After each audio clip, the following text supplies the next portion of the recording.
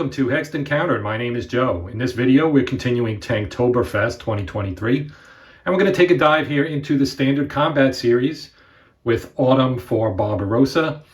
This is from Multi-Man Publishing, the Gamers, and this one's actually designed by Hans Kishel, based on the series developed and designed by Dean Essig. And so, as you might guess from the title, this is 1941 Eastern Front. This is the campaign around Smolensk as Barbarossa was starting to kind of wind down before the final push for Moscow, winter setting in, etc., etc. So basically, Army Group Center. This is a well-regarded series. It's venerable. It's been around for a while. It's got a lot of titles in it. And it is a tried, true, proven, and successful series. So I figured I would give this one a shot. And so yeah, we're going to get underway here. I'm not going to go too much in depth into the game itself. We'll talk about how things work kind of as we go through it, but it's relatively straightforward. This is considered kind of an introductory, low complexity kind of game. It's not overly complex. So yeah, that's going to cover the intro here. So let's get this show on the road, as they say. Okay, so here's the whole map, and I will be zooming in to cover, action in various spots. Smolensk is sitting right here directly in the middle. You can see some of these cities. They're probably kind of hard to see at this scale, but as I said, I will be zooming in. Like Yartsevo here is 2 victory points. Victory in this game is determined basically by how many victory points are in Soviet hands at the end of the game. There is a twist in this game. At the beginning, the Germans have a lot of mechanized and armor forces, and then at some point starting in turn 6 there will be a chance for it. That chance will increase in turn 7, and in turn 8, if it hasn't happened yet, it will happen. And that event of which I'm speaking is Hitler pulling the bulk of the German mechanized and armored forces away from this campaign to prepare for the advance on Moscow. So as you might gather, the Soviet forces are this brown color. The units with yellow bands are units that can do exploitation movement. And again, we'll get into some of the mechanics for those of you who may not be familiar with SCS. Yeah, so basically these are forces that have, they're either armor or they're, mechanized infantry, basically, in this game. This game does not have artillery. You can see basically the Soviet line. It's kind of along the Dvina here, and then down to Orsha here, which is covered, but that's the city of Orsha, which is a key location because you can see the road network and it kind of all converges. You've got a north-south road going up to Vitebsk and a north-south road, or a south road, I guess, going down to Mogilev. And then this road also goes west to Smolensk and then all the way out to Vyazma and beyond. Now, Moscow would be up in kind of that direction, off map, obviously. But the key, as I was saying, the key here, Orsha, is an area that the Germans will need to take to open up the road, because there is supply in this. It's fairly abstracted, especially when you compare it to like operational combat series or something of that nature. Basically, you have to be able to trace it, and you have to trace it. Typically, the best way to trace it is through a road. But again, I will get into the specifics of the supply system and so on and so forth. But you have your German forces kind of arrayed here, and they're going to try to push through and capture as much of this map as possible, as much of these victory points, which are all cities. All of these points here all have victory values. I'm not sure we'll actually get this far over from the German side. Of course, I'm playing both sides, so when I'm talking about the Germans, I'll say we, and when I'm talking about the Soviets, I'll also say we. It's just kind of a mental thing I do. But anyway, they're going to try to push in as far as they can to make as much ground as they can before Hitler pulls the plug. And then the Soviets are basically going to be able to counterattack and start pushing the Germans back. So there's a lot of nuance on both sides in terms of strategy and how you want to do it. The Soviets are mostly playing defense through this campaign. At the very end, they do get to push a little bit. But depending on how the German attack goes, they may or may not have enough forces available to them to really make up a lot of ground, which is, true of the situation as it stood during Operation Barbarossa. And the Germans have a lot of exploit-capable units, a lot. The entire line is basically composed of units. There are some follow-on infantry that you can see here. These are reinforcements, I guess, along the edge here that are coming in on turn 1 from the German side. I've got all the German reinforcements lined up over here because there aren't as many of them as the Soviets. Some of the Soviets I pushed off to the side because I needed multiple piles, because a lot of Soviet forces are going to start pouring in here as the campaign goes on. So from the German side, I feel like we might want to try a pincer movement north and south. Orsha, with all these forces here, Orsha might be a tough nut to crack. But if we can break through in the Mogilev area and in the Vitebsk area and kind of circle around and pin down towards Smolensk, maybe trap these guys, prevent them from being in supply. When units are out of supply, they're weakened, they're much easier to destroy, etc., etc. So that's kind of the German plan. The Soviet plan, obviously, is to delay and, make the Germans pay for every foot, every yard, every meter, however you want to say it, every inch of ground, make them pay for it, bleed them dry, slow them down. Because obviously, if you're playing the game, the Soviets didn't know this in 1941, but Hitler is going to pull those forces out in turn 6, 7, or 8. This is a 10-turn game. Each turn is 6 days. And we are just going to I guess, get underway here. I'll talk about special rules as they apply to this game as we go through. SCS is not rules heavy. The rule book itself, the basic series rule, is I think like 8 pages long, 7 to 8 pages long. And the Autumn for Barbarossa special rules are probably 4 or 5 pages. And then you have your scenario setup, which is here. This is the deluxe edition. The counters are a little larger than they would be in a regular SCS game. If you did watch my Ardennes 2 video, you got to see kind of the standard size. These are a little bigger. Very standard usage here of the factors: attack, defend, movement. You have your unit ID up top. The little circle 2 means it's a 2-step unit.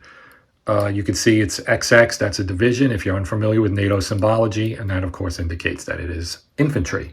Now you can do setup. I opted for the historical setup, so everybody's kind of pretty much where they were historically. The Germans, you have the ability to kind of make some calls about how they lay their forces out. I opted to kind of spread them out a little bit. The Germans have initiative. They get to go first. The first thing you do is you roll for airstrikes. So you have an airstrikes chart over here. There is an airstrike counter. You have airstrikes of various strength. So we have a 2, and there's also a 4, and 4 is kind of the standard. So there's a 4, and that's the strength of the airstrike. Okay, so let's roll our dice for German airstrikes. 2d6, 8. So they get 8 airstrikes. I will move my marker to 8. So the Germans will have 2d6 rolls for airstrike through turn 6, and then turn 7 through 10 will be 1d6. Soviets don't get any airstrike rolls till turn 4, and then theirs are 1d6 throughout. Actually, turn 5, sorry. Soviet airstrikes start in turn 5. All right, so we're going to get underway, and I'm going to try and kind of walk everybody at least a couple turns, hopefully. I don't want to belabor the point. Okay, so we're going to start up here. Okay, so as I said, we're going to start up here. So we have 2 infantry units here, and also a mechanized unit. And then you have a bridge here over the Dvina, which would be nice to capture so that we can get at Polotsk there. So that's what we're going to do here. We're going to attack this guy who has a defense rating of 3. And we're going to, we do movement first. So we do movement, and then you can do airstrikes along with movement. And as I said, I have 8 airstrikes. Okay, so we're going to start our movement here. So I'm going to move this guy here, and that's a clear. And each side has its own terrain effects chart. So here's our terrain effects chart. You can see the Soviet side, the German side. Open costs 1 for both. The Germans pay a little bit more for moving in woods and swamp. The Soviets are a little bit better. You can see the column shifts for combat. There's nothing on here about a bridge. It does say major river for a German to cross costs +3. When we attack across it, it's you get halved. And the same thing for the Russians, they get halved, but their movement cost is a little bit lower. So the movement here, he has a 10. So it's only going to cost him 1 to move there, and I'm going to move this guy there as well. And then when we get to the combat phase, I'll be able to attack with, they have 13, which will get halved because we're attacking across the river. So the way you calculate odds in this game is if we were to, for this, I'm going to talk about it now, and then it won't be as unclear, hopefully, when we get to it. It's 13 to 3. We have this, of course, so it's 6.5 to 3. So you divide it by the 3, the lower of the two numbers. So that becomes 2 point whatever to 1. Oh, what is their hex? That is a woods hex, isn't it? That's light woods. Light woods gives a left 1 shift. So it rounds to 3 to 1, but then it gets a column shift to the left, so it's going to be a 2 to 1 attack. So we'll do that when we get to it. So let's do an airstrike so you can see what an airstrike looks like, because you can do airstrikes during movement. So what we're going to do is, he's in open terrain, so he does not get any barrage effect. We roll 1 die for each airstrike, and if it's a 4 or lower, he gets a DG, which is disorganized, which is not something that anybody wants. So let's see what we get. We got a 2, so that's not a successful airstrike. So that's one of our airstrikes. I'm going to move my marker down. You're only allowed to do it once unless you declare it ahead of time. Okay, so next what we're going to do here is we're going to take this unit right here, the 20th Panzer, and we're going to jump the river, which will cost us 4, but he's got a movement factor of 10. And then +1 for the open terrain, so that's going to be a 5. So he would still have 5 movement points, but he's done moving. The reason is, by crossing the river, we can attack directly into this hex, and that negates the halving of his attack factor, so he'll be able to attack at a 3 to 1 ratio next turn. Now we have the rest of the 20th Panzer right here. We could do the same thing. He also had to spend a little bit more because of the Izak here. He was already in an enemy zone of control, which prevents an overrun attack. So he had to cross the river, which, as I said, costs 4, +1 for the terrain he's going into, which is open. That's 5, +2 for moving into an enemy zone of control. You can move from one to another. You just have to pay the extra 2 movement points for being in a zone of control. So it cost him 7 to move here. But like I said, that 7 movement points is certainly worth it, especially since he couldn't overrun anyway, to attack this unit at 3 to 1 odds when we get to the attack phase. Now for the rest of his unit, they're not in a zone of control, so they actually can do a little bit more. They could also do an overrun attack. The problem is they only have 2 attack points each. But what we're going to do is we're going to take them both. We're going to jump the river for 4, so that would be 5. Then to move to this one is would be swamp, which I think they can't do. But they can move here to stack with their compadre. And the stacking limit is 3 units, so that's legal, and that's going to make that 13 to 3, which will end up being a 5 to 1 attack. So again, worthwhile. So we're going to take the 7th Panzer, and they're going to go 1, 2, 3, 4, 5 for moving into the zone of control. And then this one would actually cost them 6. 1, 2, 3, 4 +2 would be 6. So we're going to sit here as well. Again, they have a 3, so it's again going to be a 13 to 3, which is going to reduce to a 5 to 1. And we'll attack them in the attack phase. I could try an overrun attack, but I don't think it's actually worth it right now. Now this is a track. It's a half movement point, so that would be 1. And then we'll move him here to join the 18th motorized. He has the movement points to get there. I'm not doing overruns up here because the math isn't really working out in my favor right now. Now these guys, they could go 1, then that would be 2 plus 2 for moving into an Ezok. So then he would go 1, 2, 3 plus 2 is 5. So they have a 6.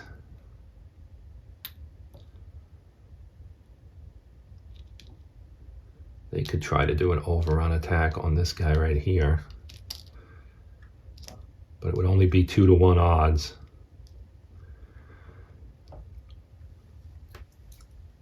And here's our combat table. So you see 2 to 1 odds. If you roll low, anything under a 6 is going to result in a step loss for the attacker. So not great. So basically you've got like a 50-50 chance of hurting them instead of yourself. Slightly better than 50-50 chance of hurting them. So I'm going to hold off on that.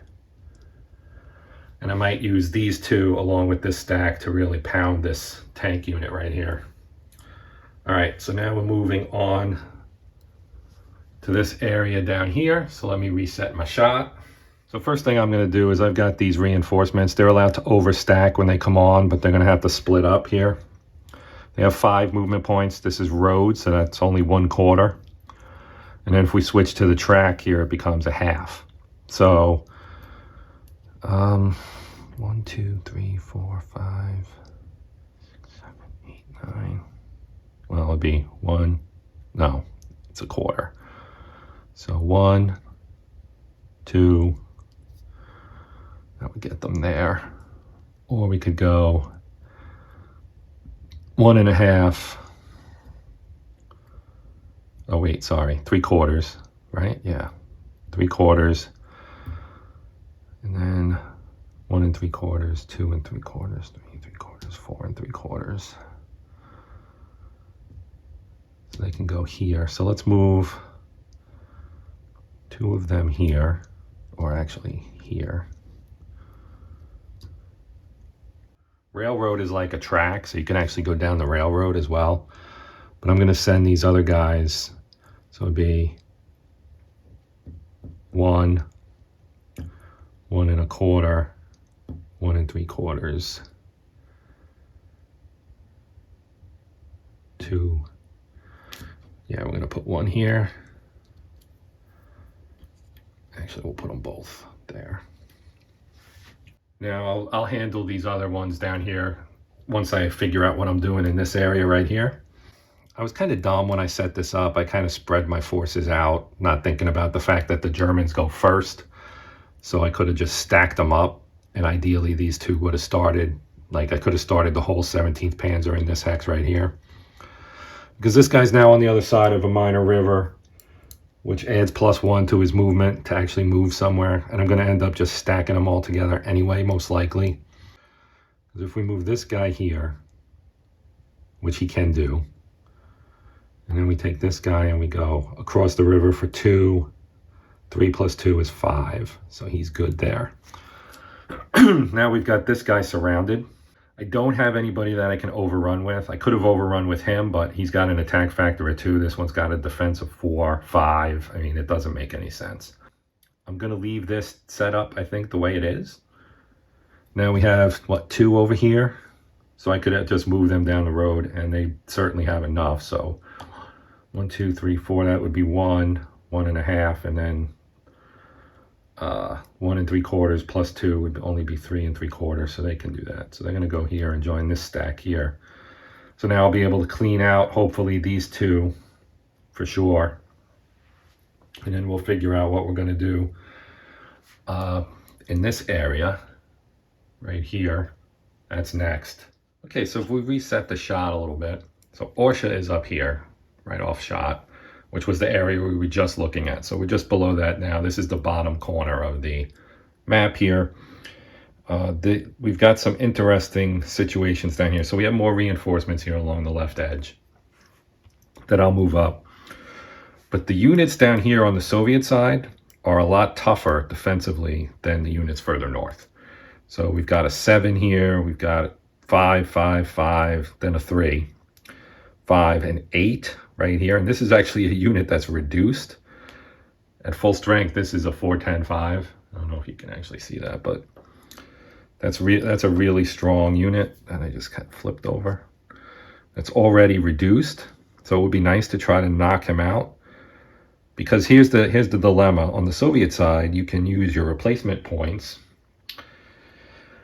to rebuild units. So, or basically add a step back to a unit. So he could flip this guy back to full strength. Or I could flip the guy back to full strength with my replacement point. So I think what we're going to do is actually we're going to use, because I haven't done it yet, I'm going to actually hit this hex with 2 airstrikes. 2 airstrikes. So I do have 7 left, and I haven't used them, and I might use them in exploitation. But I'm going to use 2 airstrikes on here. So we're going to roll twice. I'm going to roll twice here. I'll put my tower right there where it's not sitting on any units. So we need a 4 or less. Didn't I roll a 2 above and I didn't mark that as being successful? I think I did.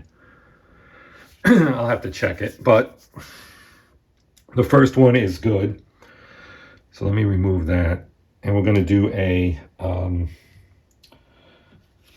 so here at the bottom of our thing, right? Airstrike DG roll. Roll 1 die for each airstrike at any barrage terrain effect. So they are in a village, which does not get a barrage adjustment, and the swamp also does not give them a barrage adjustment.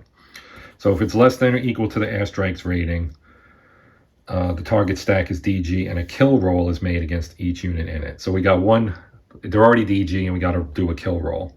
So for the kill roll, for each successful DG, roll 1 die separately for each unit. If the roll is 5 or 6, the unit takes a step loss. All right, so just making them DG is worth it. But I'm gonna roll again to see if they get double DG here, and they do. So now we get to roll 2 kill rolls against it, and that moves my remaining airstrikes down to 5. So we need a 5 or a 6, and spinning talent got us. Look at that, it's a 5. So he takes a step loss and is eliminated. So he's gonna go in the kill cup, which I didn't get out yet, but I will get it out here in a minute, and we'll talk about how that works as well. But that was massively important, because that is a big deal. I'm going to use 2 airstrikes on this guy too for the same reason, and that'll leave me with 3. So that's a bad one. So we got nothing there, and that one's going to be good. So we get 1 kill roll, and we got a 4. So he's only DG. So he gets a DG marker, which means disorganized, if you're wondering. I'm pretty sure this one up here I rolled a 2, so he's going to be DG as well. I'm just going to put the marker on there, and I'll check it again before we do combat. So I have 3 airstrikes left. Maybe I should I'm going to use one on Mogilev as well. So we're going to hit Mogilev here. And we got it. Now we need to see if we can eliminate him. And we do. So some good rolls there. Well, actually, he's not eliminated. He's reduced. Sorry. Reduced and DG'd. That leaves me with 2. And I might leave that for the exploitation phase. Yeah, let's go back up north. I'm gonna use the other ones, my other 2 here. I'm gonna do 1 here and 1 here. So we'll do this one first. No good. No good. Now we'll do this one. Also no good. So that was a waste. That uses up all my airstrikes. Like I said, these guys are already 1 step, so hopefully I can reduce them. But if not, it was at least worth a try. All right, so let's go back to the south here. Now we need to finish movement down here. So these guys being DG, that's a big deal. Removing this guy, also a big deal. Now, Baikov is not a victory point hex, but it does have a bridge, which negates the river crossing cost, which is nice. So that's really all it does. Now, since that unit's been removed, its zone of control has been moved as well. So now the question is, if we send these guys through here, if I take the 4th Panzer, now this is a track, so it's a half a movement point, so that would be a half, and then you'd go to 1 plus 2 for the movement costs here. If we do this, and then take these 2 as well, because we can do the same thing, and go here and say we're going to do an overrun attack on, which one do I want, this guy or this guy? Because we have enough movement points to do this. So let's do it here. So we're going to do an attack.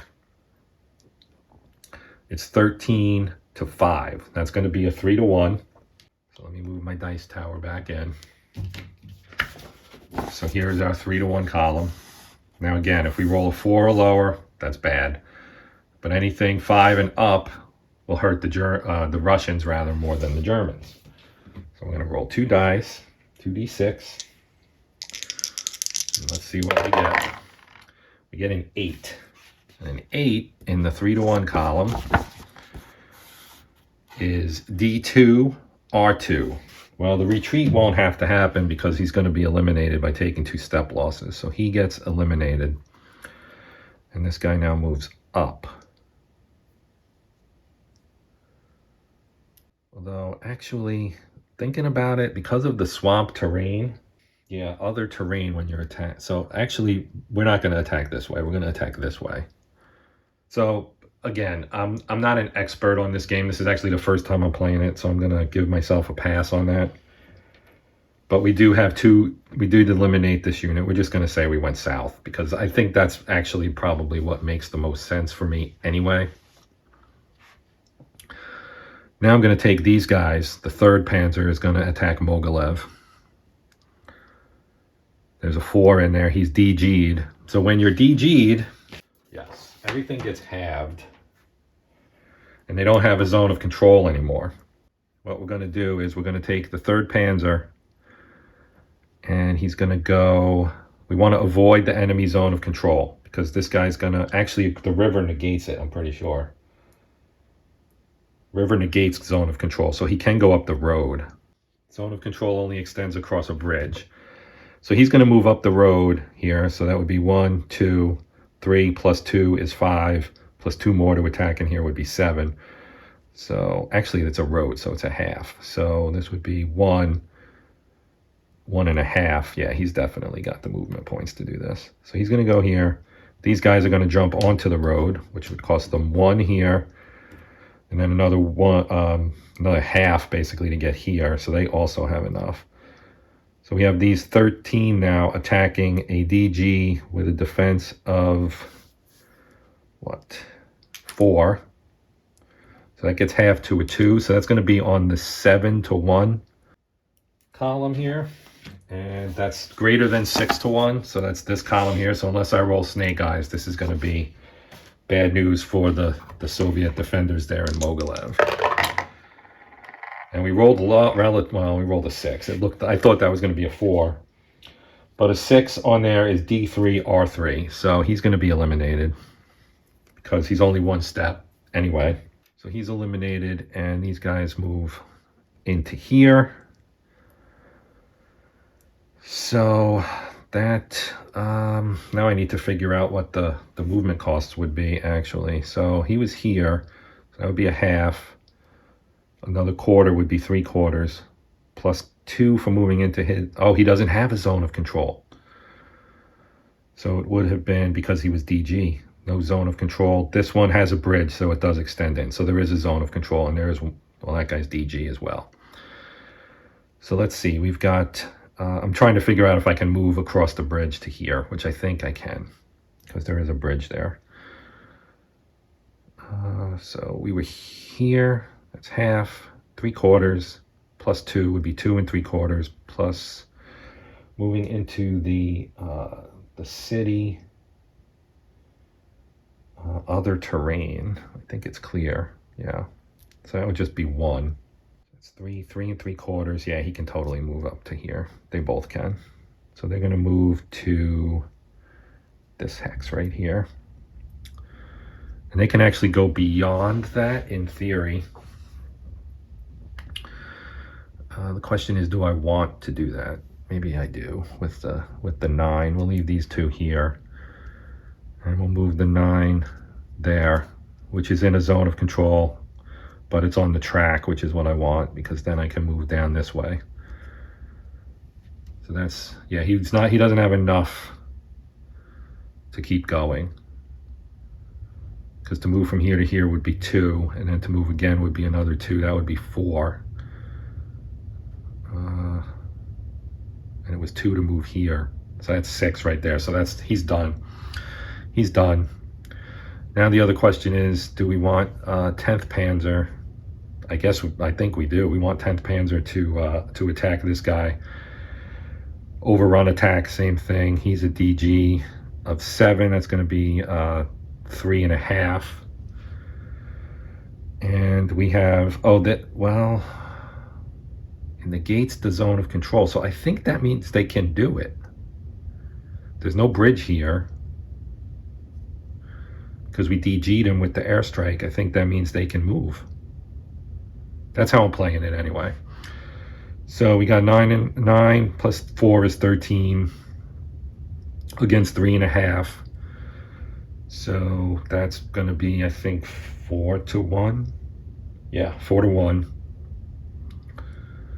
In theory, I could use this guy too, but I'm not going to. So we're going to overrun attack here at 4-1. And that's a terrible roll. 3 is attack 1, D1. So they lose a step. So we'll take a step from the most powerful unit, which is this one. And they also lose a step.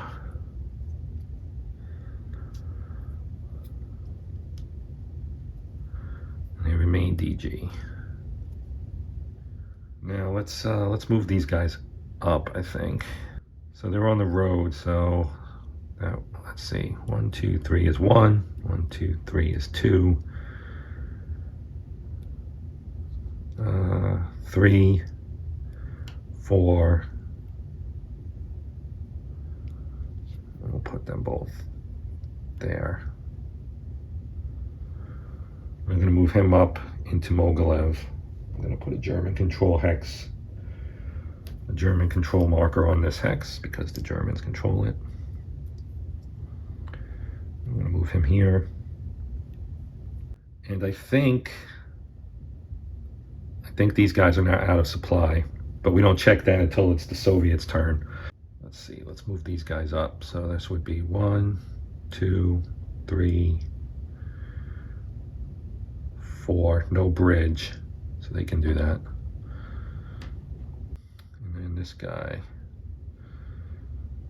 let's move him here. So this would be 1, 2, 3. Maybe he can't move there. We'll move him here. All right, so that's going to end the movement phase. And now we would move on to the attack phase or combat phase. Since we're already in the south, it'd be easier to just do whatever combat I'm going to do down here. So we will do that. So let's take this group here again and attack this guy. So we've got, because you can do that, you can do an overrun and then do an attack, and then you could also do exploitation, and so you can actually in theory attack 3 times if it's done the right way. So we have 9, 13. They're attacking a 5 in clear terrain, so that's going to be a 3-1. It's a 3-1 attack, which isn't great, but it's good enough as long as you don't roll really low. So a 6 in the 3-1 is D1, R1. So he's going to have to retreat. And then he gets here. guess he could in theory, because if he retreats there, he loses an extra step.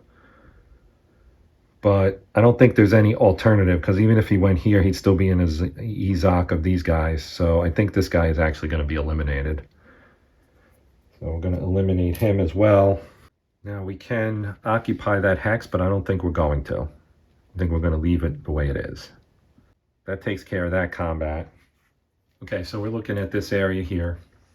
And what we're going to do is we're going to attack this unit right here. So right here we have a 5. We have 10 plus 3 is 13. Plus 2 more is 15. So 15 to 4.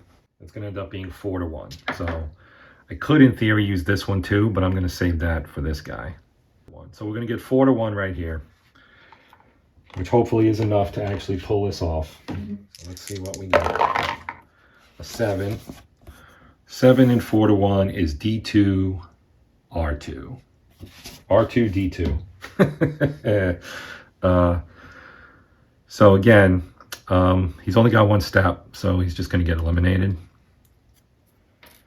We'll just move these guys up because we can. Now we'll do 9, 10, 11, 20 to 4 is a 5 to 1. That's easy math. Yeah, why not? We're going to do 9, 11, 20, 22 to 4 is going to be 6 to 1. So maximize our chances of doing something here. So here's 6 to 1. Here's 7. D3, R4. Well, there's only one step here, so again, that's going to eliminate him. Now we'll move up our 12th Panzer here. We'll move these two guys up into that hex. And that ends that combat, so let's move a little further north. All right, so up here, we got this guy who's a 3. And we have 6 there. And I think 2, 2, 9. So we have 13 and 6 is 19 to 3 is going to be 6 to 1. You know what? I'm going to risk it. I'm not going to use the 20th motorized. I'm only going to use the 7th Panzer. 13 to 3, which is still going to be 5 to 1. So I'm not really risking all that much. Roll. A 4. A 4 on 5 to 1 is still D1, R1. Whoops, D1, R1. D1, R1. So he's only got one step, so he's going to be eliminated. I wanted to get that armor unit out of there.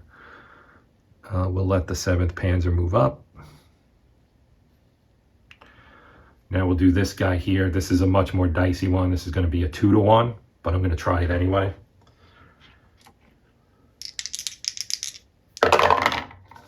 And we rolled a 9. So 9 is actually pretty good. 2 to 1, 9 is D2, R2. Again, he's only a single step unit, so he's going to get eliminated. And we're going to move the 20th motorized up to there.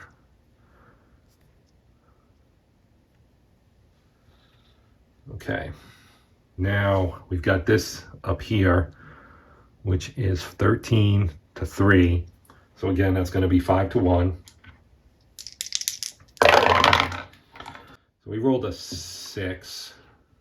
Oh, I realized I didn't move the dice tower, so you couldn't see that. That is a 6. So 6 on a 5 to 1 is D2, R2.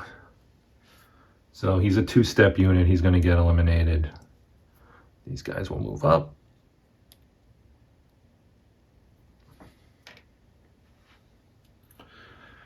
And now we're going to come up here and do this one, which is 16, 19 against 2.5. So it's greater than 6 to 1 odds. That's a 7. 7 here. 7 and 6, this D3, R4, obviously that's just blown away. And I'm going to move my motorized across. The 18th motorized is going to move. Let me leave this guy here for the moment. Yeah, we'll move the motorized across. And we'll leave these guys here. Okay, speaking of dicey, so up here, this is going to be interesting if I even want to try it. We have 13 across a river. There is a bridge, which doesn't matter, I guess, in this instance, aside from like movement, which again does not matter right now. So 13 is going to end up being like a 2-to-1, but we're going to take a column shift for the light woods, I think. So this would be a 1-to-1 attack, which I don't love, but we're going to do it anyway. So this is a little bit risky. Oh, we rolled high. So 1-to-1, a 10 on 1-to-1 is D2, R2. So the 2 step losses eliminates the unit. And then these guys will just all across the river, which makes things a little easier to try to get Polotsk. Yeah, so that I think is all of the combat I'm going to do. And now we would move on to the exploitation phase, which would also have airstrikes if I had any left, which I do not. So here in the exploitation phase, friendly units that are specified as exploitation capable can move up to their full movement allowance. They may also conduct overrun attacks. For example, here we have 3 units that are 10, and this is why I moved them across the river. So this is a half.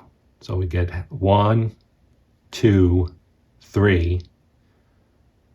And then they can actually move up, because this would be 3.5. Plus 2 would be 5.5. And then they could do an overrun attack. So they're going to do that. So we're going to go here.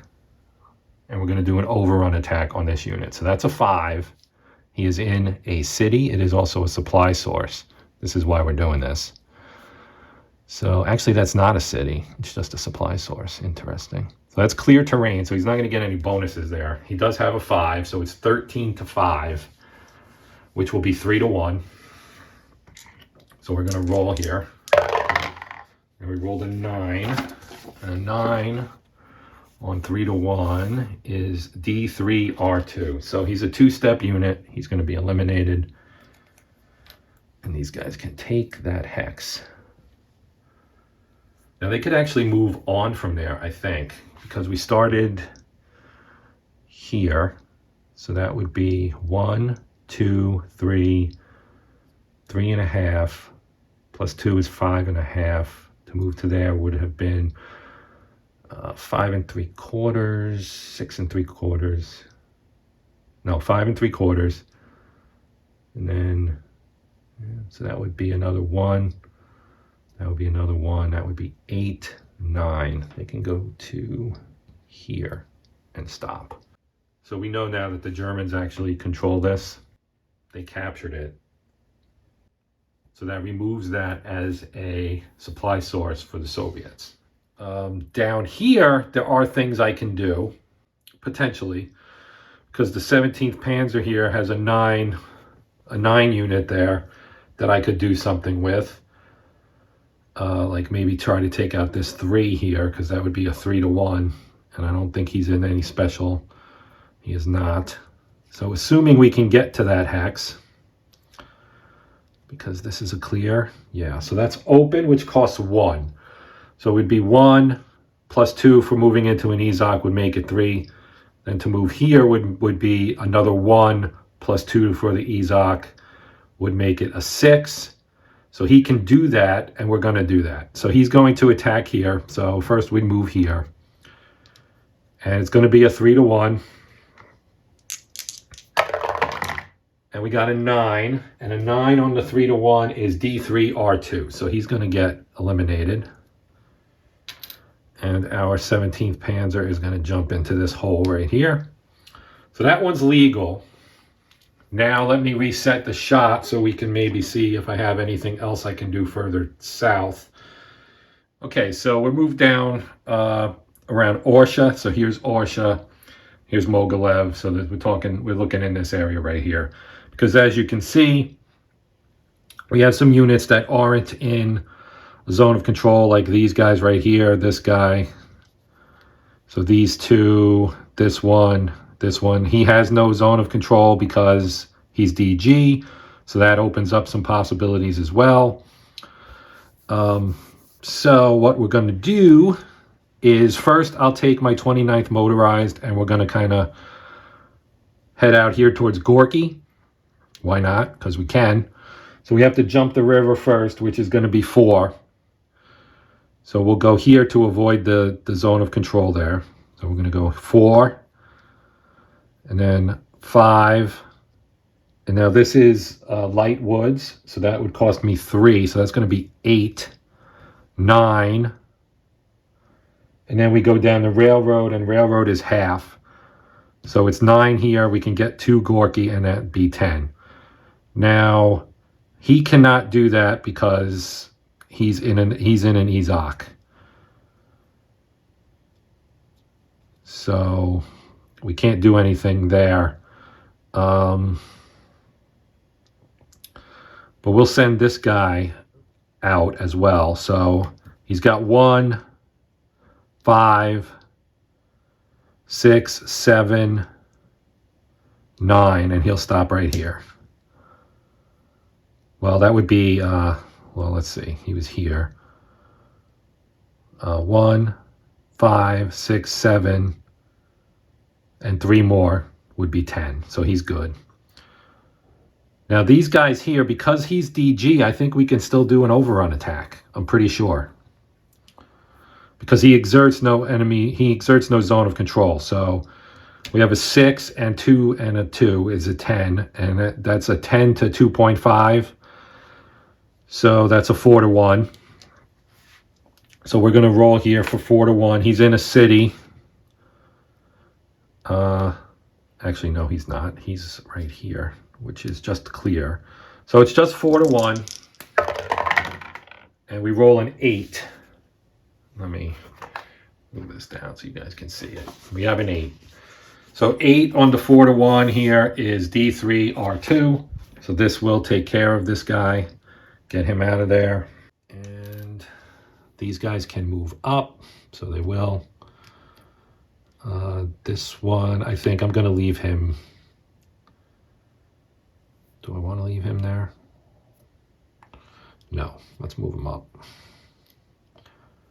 Now these two, I can do something with as well because they weren't in a zone of control. So they can go 1, 2, 6, 7, 10. Try and lock this guy up a little bit maybe. Now that's a zone of control. This is down here. Everybody else that I have currently is in a zone of control. I know you can't see what I'm doing down here, but yeah.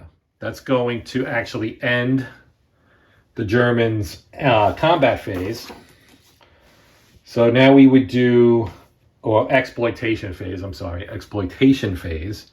Now we have to check supply. So the supply rules are really straightforward in SCS. Each unit must trace supply to be in supply. Units that cannot trace supply in the player's supply phase are marked out of supply. So we just check the Germans at this point. Units previously marked out of supply have their markers removed only in the supply phase if found to be able to trace supply. Again, the marker's effects remain until the marker itself is removed, even if trace supply seems to have been reestablished earlier than that. What are the effects of being out of supply? You cannot attack. You can only defend at half strength. You do not have a zone of control. And you move at half your movement allowance, rounded normally. And you lose the exploitation capability. So the Germans can trace supply to any hex marked as a German supply source. So I've zoomed the map out a little bit. Our German supply sources are here in Bobroisk, here, here, here, here. There's also one up a little bit further north that you can't see. So basically the western side of the map. The Soviets have more because they have some along the south edge, some along the north edge, and some along the east edge. The Germans did capture one of the Soviet sources. I've actually put one of the out of supply markers, which is this guy right here. I put one of these on that supply source just to indicate that the Germans captured it, so it's no longer a valid supply trace for the Soviets. So I did kind of mistakenly mention roads. The roads don't really matter. What matters is a clear path through terrain that's not impassable and is not blocked by an enemy unit or an enemy zone of control. So looking at what the Germans have, like the most dicey situations would be up in the north and right here. But because they have there's an open path at the northern end where those three motorized units got to. This guy is good because we have an open hole right through here, all the way to the western edge. Everybody else, so these two are okay. All of these guys are okay. Everybody up here everybody's okay. I don't have anybody who's out of supply on the German side. So that would be the end of that. And then you would remove any DG markers. We do not have any DG markers to remove, so we do not need to remove any. Now we would move on to the Soviet turn. So it's the Soviets' turn now in turn one. So let's take a quick snapshot look at what the situation is on the entire map here as we get ready for the Soviet turn. I'm actually debating or have debated whether or not to even show the Soviet turn because of the length of the video thus far. But I'm going to go ahead and do it. So as we can see, we'll start in the north, right? We've got a unit hanging out there at Palatsk up there in the corner. We lost our supply source there. Once a supply source is lost, you cannot recover it. Even if the Soviets were to recapture that hex, that supply source is gone. So that's kind of the way the game works. We have some German units up here that used exploitation to get there, of course. So the north is pretty thin, at least anywhere north of Vitebsk. In Vitebsk, there's not a ton there either, but there is some. And we do have some possible attacks we can make as well. Maybe. Down here in Orsha is where the Soviets are probably in the best shape. We've got some powerful units here. We've got a couple exploitation capable guys right there. This 17th Panzer unit there in the middle, he's surrounded by Soviets in kind of an arc. We can probably put a pretty significant attack on this guy. So that's always the interesting part about playing two-handed solo, is you get to take advantage of your own mistakes. So I mean, it wouldn't have really mattered. They would have still been able to mass some firepower and attack somebody here because the Soviets are in a good shape in this area. And we have this hole here where we have some options. We can bring these units from here up north. We can also maybe pull some of these guys back off the river line if we want to. It's kind of a, could go either way kind of thing, because if the Germans manage to break through here and, get Orsha and kind of sweep this in this direction, there's not a whole lot. Like, the units down here are fairly strong, but there aren't a lot of them.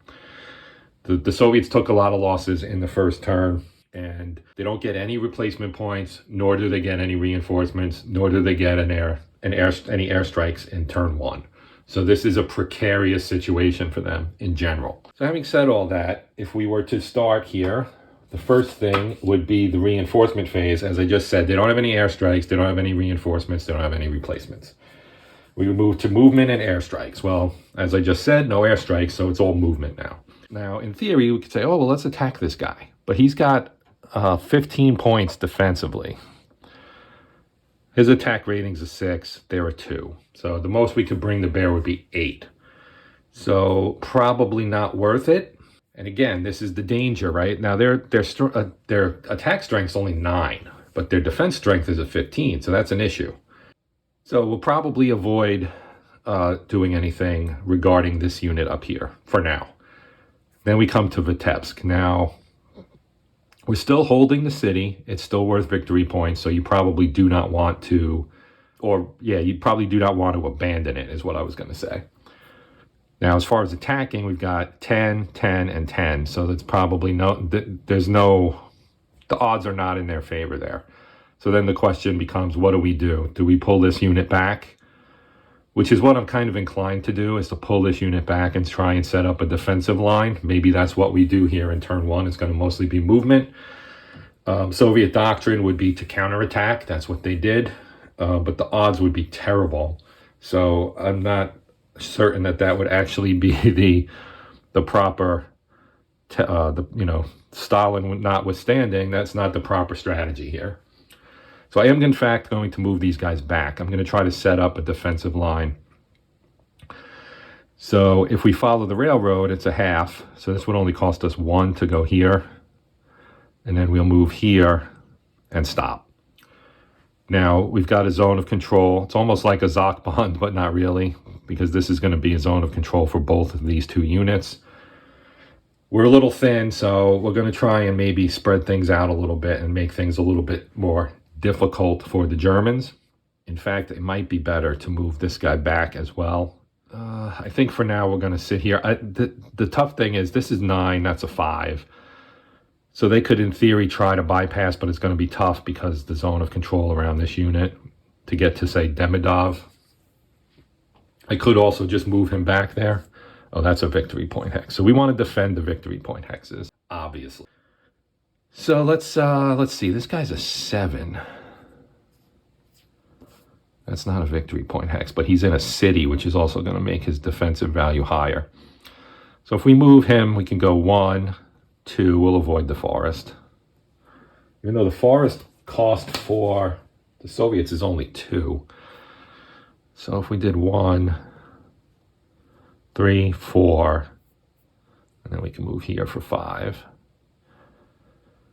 And then if we move this guy, 2, 4, no, we don't want to do it that way.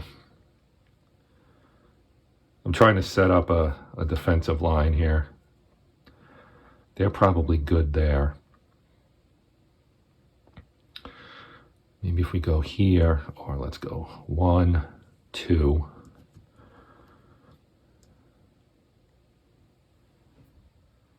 All right, up here I'm not really going to do much, only because I don't think it really is necessary.